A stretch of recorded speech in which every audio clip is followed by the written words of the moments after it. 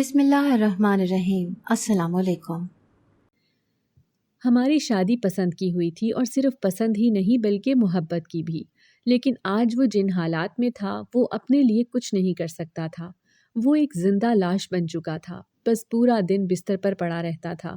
کہتے ہیں کہ ایسے مردوں کی بیویاں بے راہ روی کا شکار ہو جاتی ہیں جو یا تو بہت لمبے عرصے کے لیے کہیں چلے جاتے ہیں اور یا پھر کسی ایسی صورتحال میں ہوتے ہیں۔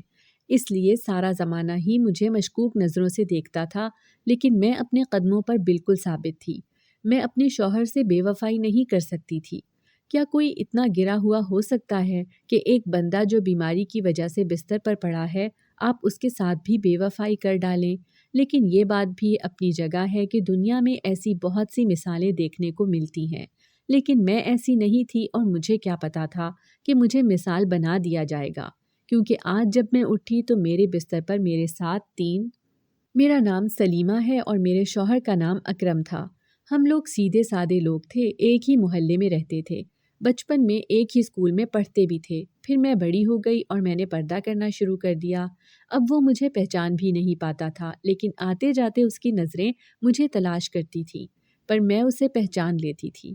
کچھ عرصے تک ایک دوسرے سے فون پر بات وغیرہ بھی ہوئی، پھر سوچا کہ یہ سب کچھ ٹھیک نہیں ہے۔ اگر کسی کو پتہ چل گیا تو بہت بدنامی ہو جائے گی اور ہمیں گھر سے ڈانٹ بھی پڑے گی، اسی لیے شادی کا ارادہ کر لیا۔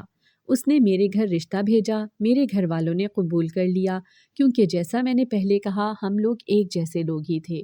وہ بھی سیدھا سادھا اور میں بھی زیادہ غریب بھی نہیں تھے اور زیادہ امیر بھی نہیں، بس وہی لوگ تھے جو جتنا کماتے ہیں اتنا استعمال کر لیتے ہیں۔ ان کے بڑے بڑے بنگلے نہیں ہوتے، وہ کرائے کے گھروں میں رہتے ہیں، لوکل بسوں میں سفر کرتے ہیں، لیکن اپنی زندگی سے خوش ہوتے ہیں۔ کسی سے مانگنا نہیں پڑتا، جیسے تیسے کر کے گھر کے خرچے پورے ہو ہی جاتے ہیں۔ ہماری زندگی بھی ایسی ہی تھی۔ میری ساس بہت زیادہ غصے والی تھی۔ میرے شوہر نے مجھے پہلے ہی کہا تھا کہ میری امی بہت غصے والی ہیں اور وہ تمہیں تنگ بھی کریں گی۔ میں نے اسے کہا کہ تمہارے لیے میں اپنی ساس کو برداشت کر لوں گی، کیونکہ زندگی تو میں نے تمہارے ساتھ گزارنی ہے۔ میری ساس پورے محلے میں مشہور تھی، لوگوں کے گھروں کی خبریں بھی رکھتی تھی اور کسی سے سیدھے منہ بات بھی نہیں کرتی تھی۔ پتہ نہیں ان کو کس بات کا غرور تھا۔ ان کی اپنی ایک بیٹی بھی تھی جس کی شادی انہوں نے باہر کے ملک میں کی تھی اور وہ باہر ہی رہتی تھی۔ اب گھر میں صرف میری ساس اور میرا شوہر ہی ہوتا تھا۔ وہ مجھے واقعی بہت تنگ کرتی تھی۔ انہوں نے تو شادی کے ایک ہفتے تک ہی لحاظ کیا، اس کے بعد وہ اپنی آئی پر آ گئیں، لیکن میں خاموشی سے سب کچھ برداشت کر لیتی۔ رات کو جب اپنے شوہر کے پاس آتی تو وہ کہتا کہ کہاں رہ جاتی ہو، میں تمہارا انتظار کر رہا ہوتا ہوں اور تم گھر کے کام کر رہی ہوتی ہو، تمہیں میرا کوئی خیال نہیں ہے۔ میں نے کہا کہ مجھے رات کو بہت سارے کام ہوتے ہیں، میں نے صبح کے لیے آٹا گوندنا ہوتا ہے، برتن دھونے ہوتے ہیں، دودھ ابال کر رکھنا ہوتا ہے، آپ کی امی کو چائے بنا کر لینی ہوتی ہے اور کچن بھی صاف کرنا ہوتا ہے۔ میرے شوہر نے مجھے کہا کہ میرے لیے وقت ہی نہیں ہے تمہارے پاس۔ میں نے کہا یہ سب کچھ بھی تو میں آپ کے لیے ہی کرتی ہوں تاکہ اس گھر کا ماحول اچھا رہے اور آپ کو کوئی پریشانی نہ ہو۔ تو میرے شوہر کی آنکھوں میں خوشی سے آنسو ہی آ گئے۔ میں نے کہا کیا ہو گیا ہے؟ تو کہنے لگا تم میرے لیے واقعی بہت کچھ کرتی ہو، میں بھی تمہارے لیے کچھ کرنا چاہتا ہوں۔ کل میں شہر جا رہا ہوں، تمہارے لیے اچھا سا جوڑا لے کر آؤں گا۔ میں نے کہا کہ مجھے کپڑوں کی ضرورت نہیں ہے، پر اس نے کہا کہ میں پیار سے لاؤں گا تو تم سلوا لینا اور پھر مجھے پہن کر دکھانا کہ کیسی لگتی ہو۔ میں بھی خوش ہو گئی، پر اگلے دن جب وہ شہر چلا گیا تو جس ٹائم اس نے واپس آنا تھا اس ٹائم تک واپس نہیں آیا۔ 5-6 گھنٹے گزر گئے۔ میں نے اپنے ابو سے کہا کہ آپ ذرا پتہ تو کروائیں، کیونکہ وہ فون بھی نہیں اٹھا رہا تھا۔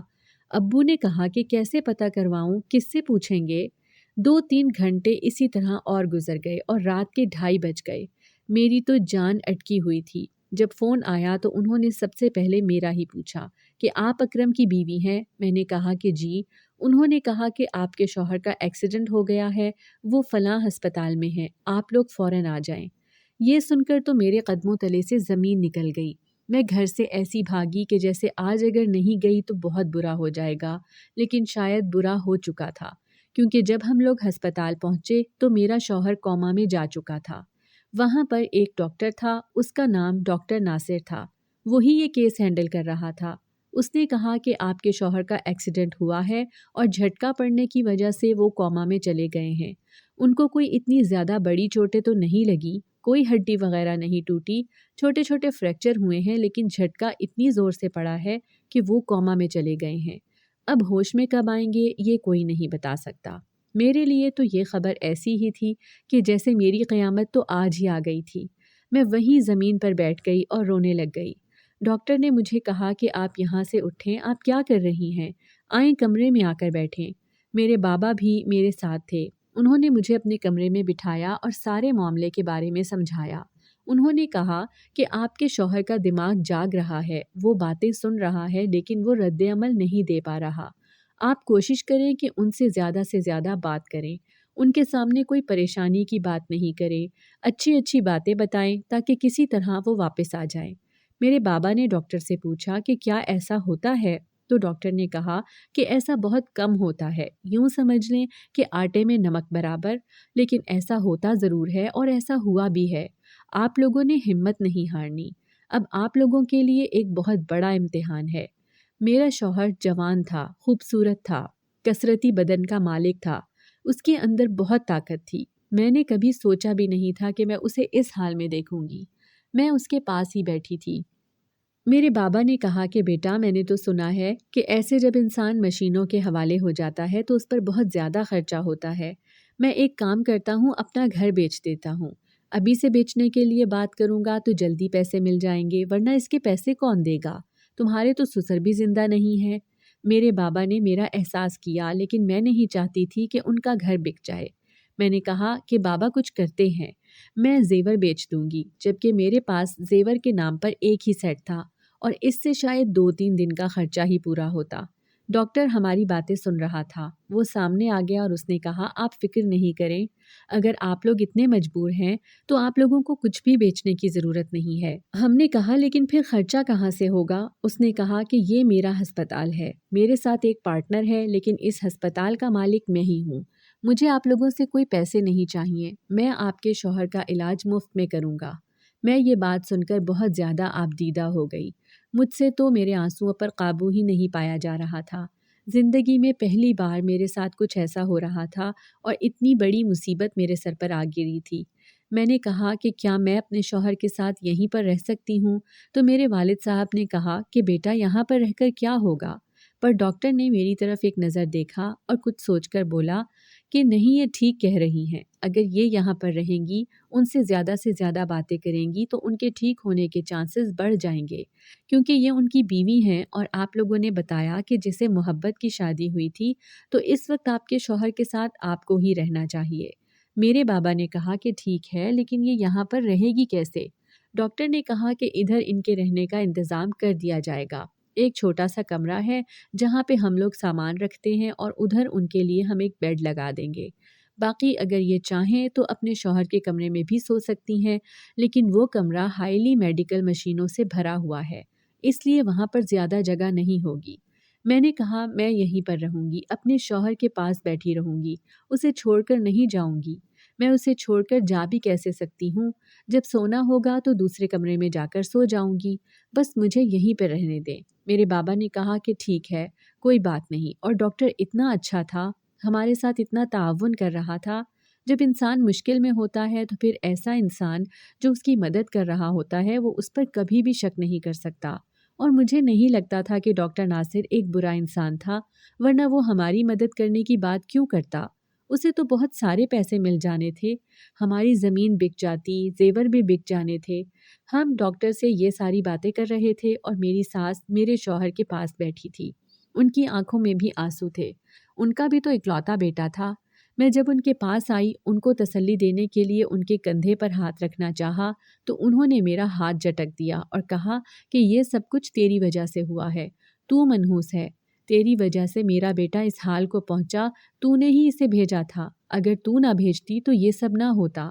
میں نے کہا کہ میں نے نہیں بھیجا تھا امی، وہ اپنی مرضی سے گئے تھے، پر میری ساس نے سب کے سامنے میری بے عزتی کرنا شروع کر دی کہ تو ہے ہی ایسی، تو نے تو شادی سے پہلے ہی میرے بیٹے کو پھنسا لیا تھا، تیری جیسی عورتوں کے گھر نہیں بستے، کیونکہ ان کے پیچھے بددعائیں ہوتی ہیں اور تیرے پیچھے میری بددعائیں ہمیشہ رہیں گی۔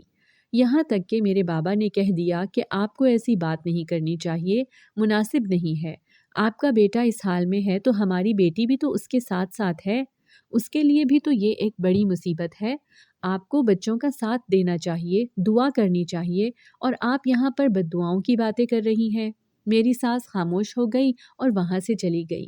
میرے دماغ میں ایک بات آئی کہ میری نند تو باہر کے ملک میں رہتی تھی، وہ بھی سعودیہ یا دبئی میں نہیں بلکہ وہ تو لندن میں ہوتی تھی۔ میری ساس نے اس کا رشتہ ہی بڑے اچھے گھر میں کیا تھا، اگر وہ چاہتی تو وہاں سے پیسے بھیج سکتی تھی، لیکن میری ساس کے دماغ میں ایک بار بھی یہ بات نہیں آئی، یا پھر آئی ہوگی لیکن زبان پر نہیں آئی۔ خیر، اللہ نے ہمارا انتظام کر دیا تھا، ہمیں کسی سے امید رکھنے کی کیا ضرورت تھی؟ جب اللہ ہمارے ساتھ تھا تو اگر انسان اللہ پر بھروسہ کرے اور یہ سوچ لے کہ میرے لیے سب کچھ اللہ ہی ہے تو پھر اللہ اس کے لیے کافی ہوتا ہے۔ میں ایک دفعہ گھر گئی، اپنا کچھ سامان وغیرہ لے آئی۔ اب میں یہیں پہ اپنے شوہر کے پاس رہتی تھی، لیکن گھر بھی آتی جاتی رہتی تھی۔ ایسا ہوتا تھا کہ ایک رات گزار لیتی تھی لیکن پھر ایک رات یہیں پر رہتی تھی۔ ادھر ایک نرس تھی جس کا نام سائمہ تھا، اس کے ساتھ میری تھوڑی بات چیت ہو گئی۔ وہ میرے شوہر کے کمرے کا کام بھی کیا کرتی تھی اور میری بھی بہت خدمت کرتی تھی۔ کبھی میرے لیے چائے لے آتی تو کبھی میرے لیے کھانے پینے کی کوئی چیز لے آتی۔ مجھے کہتی کہ اگر آپ کھانا نہیں کھائیں گی، ٹھیک نہیں رہیں گی تو آپ بھی بیمار ہو جائیں گی۔ میں اپنے شوہر سے دن بھر باتیں کرتی تھی۔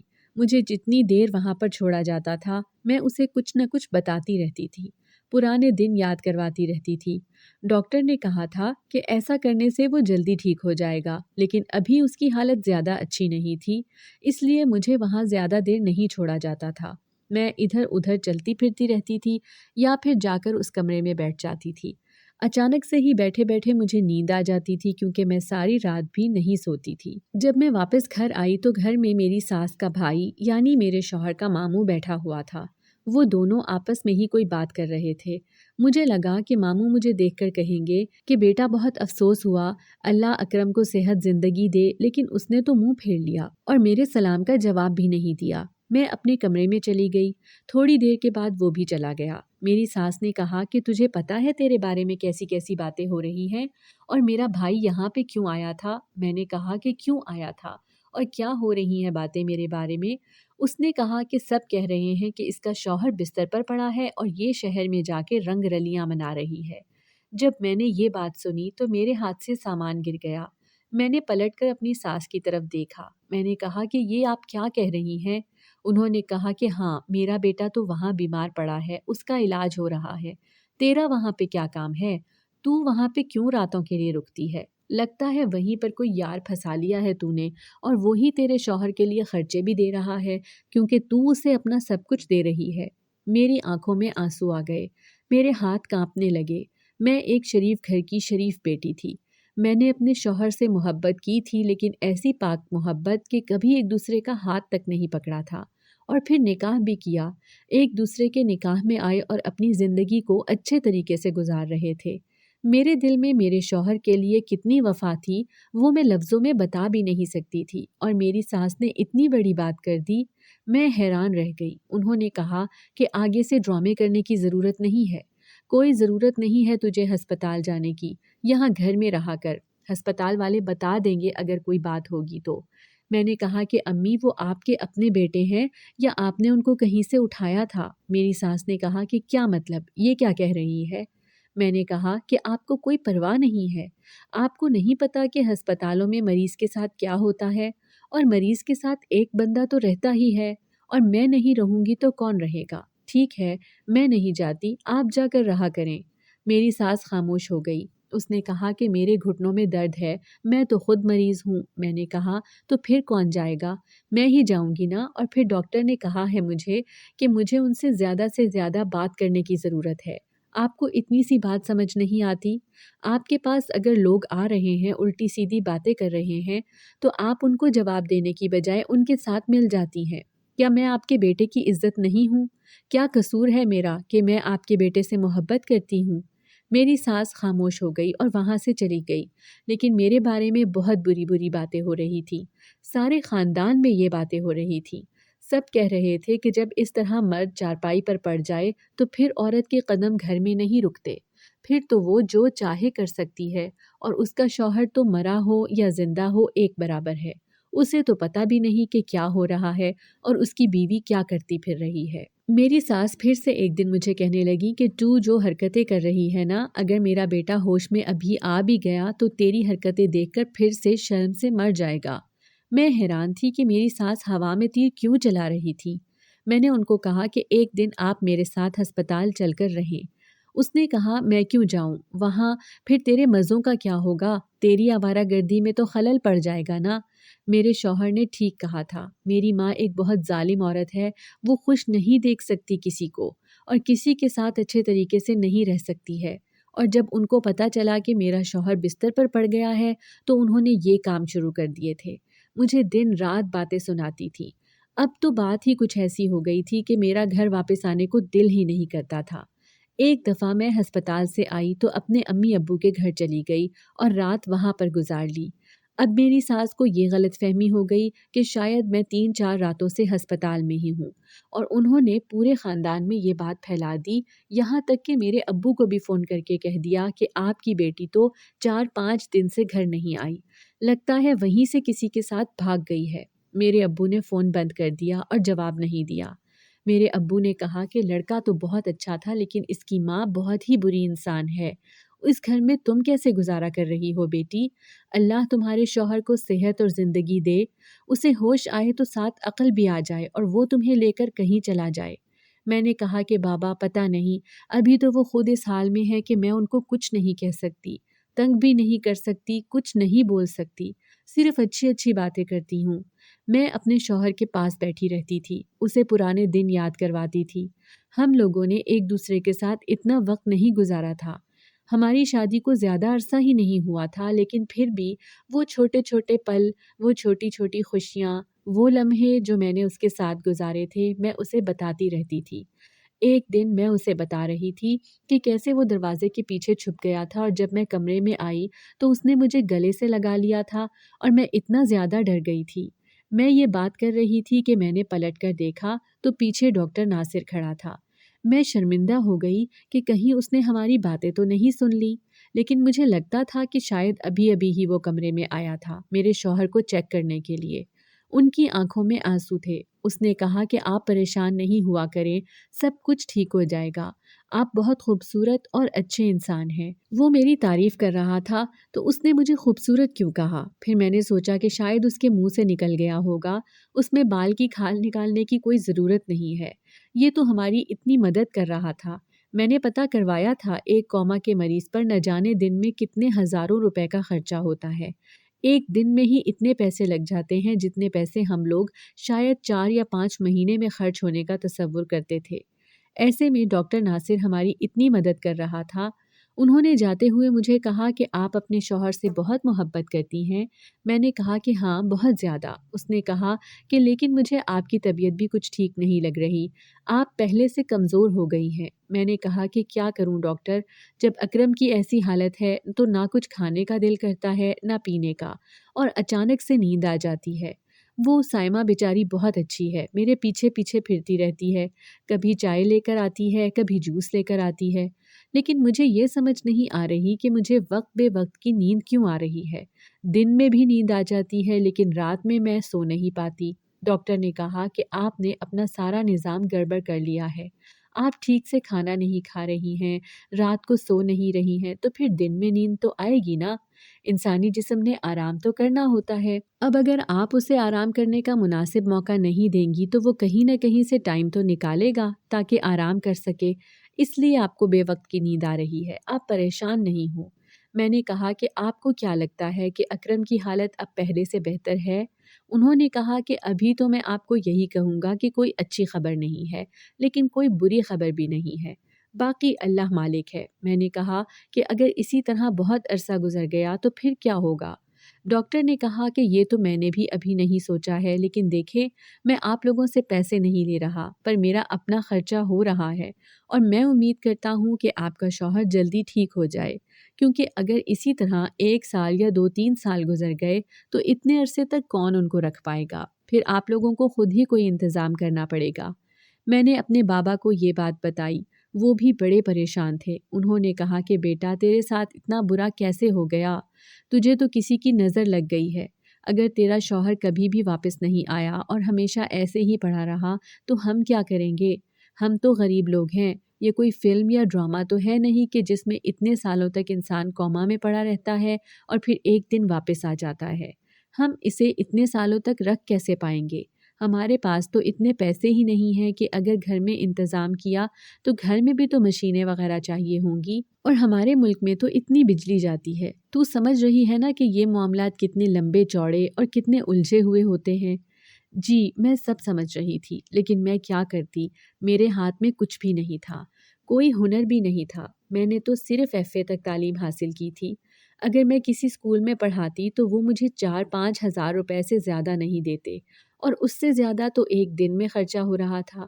میرے بابا اگر اپنا گھر بیچ دیتے اور خود کرائے پر آ جاتے تو ان کے لیے کتنی بڑی مصیبت بن جاتی، اور پھر ان کے گھر کے بکے ہوئے پیسے بھی تو ایک دن ختم ہو ہی جاتے۔ پیسہ بھلا کسی کے پاس ٹکتا ہے کیا؟ ختم ہو جاتا ہے۔ ایک دن میں نے اپنی ساس سے غصے میں کہہ دیا کہ آپ اپنی بیٹی سے کچھ پیسے ادھار کیوں نہیں لے لیتی؟ وہاں کے پیسے تو یہاں آ کر بہت زیادہ بن جائیں گے، ہماری کافی مدد ہو جائے گی۔ میری ساس نے کہا کہ کوئی ضرورت نہیں ہے، مجھے پتہ چلا ہے کہ ڈاکٹر مفت میں علاج کر رہا ہے اور تو میری بیٹی سے پیسے نکلوانا چاہتی ہے۔ جھوٹ بولتی ہے تو، دھاندلی کرتی ہے ہمارے ساتھ۔ ادھر ڈاکٹر مفت میں علاج کر رہا ہے اور پھر تجھے کس بات کے پیسے دیں ہم؟ میں نے کہا کہ مجھے نہیں، ہسپتال والوں کو، کیونکہ ڈاکٹر ہمیشہ تو علاج مفت میں نہیں کرے گا۔ میری ساس نے کہا کہ پھر تو کچھ کر، جوان ہے، خوبصورت ہے، کسی طرح پیسے کما۔ میری ساس کا کیا مطلب تھا کہ میں جوان ہوں، خوبصورت ہوں تو میں اپنی جوانی اور خوبصورتی کا فائدہ اٹھاؤں؟ میرے ساتھ تو انہوں نے ہر حد پار کر دی تھی۔ میں ہسپتال کے اس کمرے میں بیٹھی تھی۔ آج مجھے واپس جانا تھا، واپس جا کر اپنی ساس کو اپنا منہ دکھانا پڑتا کہ میں واپس آ گئی ہوں۔ پھر گھر کے کام بھی ہوتے تھے، میں جب بھی جاتی تو وہ میرے لیے گھر کے کام رکھ کر بیٹھی ہوتی تھی، سارے گھر کے کپڑے ہوتے تھے۔ مجھے بہت نیند آتی تھی۔ کچن کی حالت ایسی ہوتی تھی کہ جیسے یہاں پر کسی عورت نے نہیں بلکہ کسی چھوٹے بچے نے کام کیا ہے۔ سارے برتن گندے ہوتے تھے۔ اگر میں 2 دن نہیں جاتی تھی تو وہ 2 دن کے کام ایک ساتھ رکھ کر بیٹھی ہوتی تھی۔ میں سارے کام خود کرتی تھی اور بہت زیادہ تھک جاتی تھی۔ ایک انسان پریشان ہو، اوپر سے اسے کہیں سے سکون بھی نہ ہو تو وہ کیا کرے؟ مجھے تو ایسا لگ رہا تھا کہ میں خود بیمار ہو جاؤں گی جب تک میرا شوہر ٹھیک ہوگا۔ میں خود اس کی جیسی حالت میں چلی جاؤں گی۔ ڈاکٹر نے بھی یہی کہا تھا کہ میں نے اپنا نظام گڑبڑ کر لیا ہے، مجھے آرام اور سکون کی ضرورت ہے، پر میری زندگی میں کوئی آرام اور سکون تھا ہی نہیں۔ آج تو مجھے واپس ہی جانا تھا، لیکن میں نہیں جانا چاہتی تھی۔ میں اسی کمرے میں بیٹھی تھی۔ بیٹھے بیٹھے مجھے نیند آ گئی۔ تھوڑی دیر پہلے سائمہ آئی تھی اور اس نے مجھے چائے پلائی تھی۔ کہتے ہیں کہ چائے پینے سے نیند نہیں آتی، لیکن مجھے چائے پینے کے بعد بھی نیند آ گئی اور میں کب سو گئی مجھے پتہ ہی نہیں چلا۔ لیکن جب ہوش آیا تو سامنے کا منظر دیکھ کر میں حیران رہ گئی۔ اس کمرے میں کچھ بہت عجیب ہو رہا تھا۔ میں اٹھ کر باتھ روم چلی گئی تھی۔ جب واپس آئی تو میں نے دیکھا سائمہ میرے بستر کو جلدی جلدی صاف کر رہی تھی۔ میں نے کہا کہ کیا کر رہی ہو تم؟ یہ بستر تو صاف تھا۔ اس نے کہا کہ نہیں، صاف نہیں تھا، بہت گندا تھا۔ جب وہ چادر لے کر وہاں سے جانے لگی تو میں نے کہا کہ دکھاؤ مجھے کیسا گندا تھا۔ جب میں نے چادر دیکھی تو میرے قدموں تلے سے زمین نکل گئی۔ میں نے اس کے منہ پر تھپڑ دے مارا۔ میں نے کہا کہ یہ ہے تمہاری اصلیت، یہ سب کچھ کرتی رہی ہو تم۔ میں نے اسے بالوں سے پکڑ لیا اور پوچھا کہ کس نے کیا یہ سب کچھ، تو اس نے مجھے ڈاکٹر ناصر کا نام بتایا اور میں حیران رہ گئی۔ مجھے اتنا جھٹکا لگا کہ میرے جسم سے جان ہی نکل گئی۔ اسی لیے وہ ہماری مدد کر رہا تھا، اور یہ جو مجھے روز چائے شربت پلایا کرتی تھی اس کے اندر کوئی نیند کی دوائی ملا دیتی تھی۔ میں بھی پاگل تھی نا، کیسے مان لیا میں نے کہ کوئی بلا وجہ کسی کی مدد کرتا ہے؟ ارے یہاں پر کوئی کسی کی مدد نہیں کرتا ہے، سب کو اپنی پڑی ہوتی ہے۔ ہر انسان اپنے پیٹ پر ہاتھ مارتا ہے اور اپنی ضرورت کے لیے بیٹھا ہوتا ہے، تو پھر یہ سب میں نے کیسے سوچ لیا؟ مجھے پہلے ہی سمجھ جانا چاہیے تھا۔ میں روتی روتی اپنے شوہر کے پاس گئی اور میں نے بری طرح سے رونا شروع کر دیا۔ اسے روتے ہوئے سب کچھ بتا دیا۔ میں نے کہا کہ دیکھو میرے ساتھ دنیا نے کیا کر دیا۔ جس عورت کے ساتھ اس کا شوہر نہیں ہوتا اس کے ساتھ دنیا کیا کرتی ہے۔ मैं तुम्हारे लिए यहाँ पर आती थी, तुम्हारे पास बैठती थी, तुम्हें अकेला नहीं छोड़ना चाहती थी। लेकिन देखो मैं अकेली हूँ, मेरे साथ कोई नहीं है। मैं किसी को भी ये बात बताऊंगी तो वो मुझे ही कसूरवार समझेगा। इस मर्द का कोई कुछ नहीं बिगाड़ सकता। जब मैंने पलट कर देखा तो डॉक्टर पीछे खड़ा था। मैंने कहा तुम्हें तो मैं जिंदा नहीं छोड़ूंगी, तुमने मेरी जिंदगी बर्बाद कर दी। उसने कहा कि मैंने तुम्हारी जिंदगी बर्बाद नहीं आबाद की है। तुम्हारा शौहर तो पड़ा हुआ है, ये तो कभी नहीं उठेगा। मुझे देखो, मैं खूबसूरत हूँ, अमीर हूँ, तुम भी खूबसूरत हो। हमें एक दूसरे से शादी कर लेनी चाहिए और तुम्हारे शौहर को मैं नींद में ही इस दुनिया से भेज दूंगा और मामला ख़त्म हो जाएगा।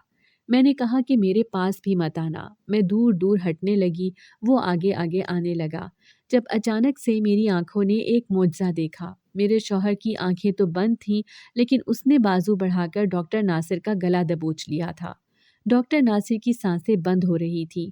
जब वो चीखने चिल्लाने लगा तो अस्पताल का अमला अंदर आ गया। किस्मत से आज उसका दूसरा पार्टनर भी आया हुआ था जो कि राउंड पर था। उसने भी वो आवाज़ सुनी और वो भी इधर आ गया। मैंने उसको सब कुछ बता दिया। वो अपना सर पकड़कर बैठ गया। वो एक मौलवी टाइप इंसान था, ऐसा लगता था कि अल्लाह का नेक बंदा है। उसने हज वगैरह किए हुए थे। उसने कहा कि मैंने तो इसके हवाले अस्पताल किया था, मुझे क्या पता था कि यहाँ पे ये सब कुछ हो रहा है। मेरे शौहर ने हाथ बढ़ाकर मुझे बचाया था, लेकिन इसके बाद वो फिर से अपनी पिछली हालत में ही आ गया था। उसने कहा कि हम अभी भी उनका इलाज जारी रखेंगे, आप उनको यहाँ पर ही रहने दें, आप फिक्र नहीं करें। डॉक्टर नासिर को अस्पताल से निकाल दिया गया और उनका लाइसेंस भी ख़त्म कर दिया गया। उन्होंने मुझसे पूछा कि क्या आप पुलिस रिपोर्ट करना चाहती हैं, तो मैंने कहा कि नहीं, लेकिन मैं बड़ी परेशान थी। इस बारे में सिर्फ मैं और मेरा शौहर ही जानते थे। 3 महीने मज़ीद गुजर गए और फिर एक दिन मेरे शौहर को होश आ गया। उसे सब कुछ पता था, लेकिन वो जानता था कि ये सब कुछ हमारे साथ होना सिर्फ एक हादसा था। इसलिए उसने मुझे कभी इस बात का ताना नहीं दिया। उसकी तबीयत ठीक हो गई। इसके बाद वो 1 महीना मज़ीद अस्पताल में रहा था ताकि बिल्कुल ठीक हो जाए। हमने अस्पताल वालों का शुक्रिया अदा किया और हम लोग घर पर आ गए। मेरे शौहर को अब तक अपनी माँ का रवैया पता चल ही चुका था। मेरा शौहर घर में भी कुछ महीने रहा और उसके बाद उसने कहीं से उधार ले लिया और मुझे लेकर एक तरफ हो गया। वहाँ जाकर हमने घर में ही दुकान बना ली। अब हम लोग अपनी दुकान चलाते हैं, वहीं से कुछ पैसों से उधार दे देते हैं और दोनों मियाँ बीवी एक साथ रह रहे हैं। मेरी सास अपने रिश्तेदारों के पास चली गई हैं। उनको उनके बेटे के वापस आने की खुशी तो हुई, लेकिन उन्होंने मेरे बारे में ऐसी ऐसी बातें की कि मेरे शौहर ने सोच लिया कि अब हम उनके साथ नहीं रह सकते और वो मुझे अपने साथ कभी भी खुश नहीं रहने देंगी। इसीलिए मेरे शौहर ने ये फ़ैसला किया। मैं हैरान हूँ कि हम कैसे ज़िंदगी की इतनी बड़ी मुसीबत से निकल आए हैं। हम दोनों के साथ बहुत बुरा हुआ। कोई किसी की मदद नहीं करता जब तक कि उसे कोई मतलब ना हो। कुछ नेक लोग होते हैं जो आपकी मदद करते हैं, वो भी बिला किसी मतलब के, लेकिन ऐसे लोग बहुत कम होते हैं। अस्पताल का दूसरा मालिक ऐसा ही था। उसने हमारी मदद की थी, हमें तो उससे या उसे हमसे कोई मतलब नहीं था। वो डॉक्टर अभी भी आउट ऑफ सर्विस है और कोई अस्पताल उसे नौकरी नहीं देगा। उसका रिकॉर्ड ख़राब हो चुका है। मुझे कभी कभी ये सब याद आ जाता है तो मैं बहुत रोती हूँ, लेकिन मेरा शौहर मुझे तसल्ली देता है और कहता है कि परेशान होने या रोने की ज़रूरत नहीं है, मैं तुम्हारे साथ हूँ। मैं हैरान हूँ कि कैसे मेरा शौहर, जो एक ऐसी कंडीशन में पड़ा था कि वो एक उंगली भी नहीं हिला सकता था, उसने मेरी जान बचाने के लिए अपना पूरा बाजू बढ़ा लिया था। शायद इसी को मोहब्बत कहते हैं। मुझे मेरे शौहर से बहुत मोहब्बत है और ये मोहब्बत ही है कि मैं अभी तक ज़िंदा हूँ, नहीं तो मैं तो खुदकुशी करना चाहती थी। जो मेरे साथ हुआ वो कोई छोटी बात नहीं थी, पर मेरे शौहर ने दोबारा कभी उस बात का जिक्र तक नहीं किया। अगर आपको हमारी आज की कहानी पसंद आई है तो इसे लाइक करें, शेयर करें और चैनल को सब्सक्राइब करना मत भूलिएगा।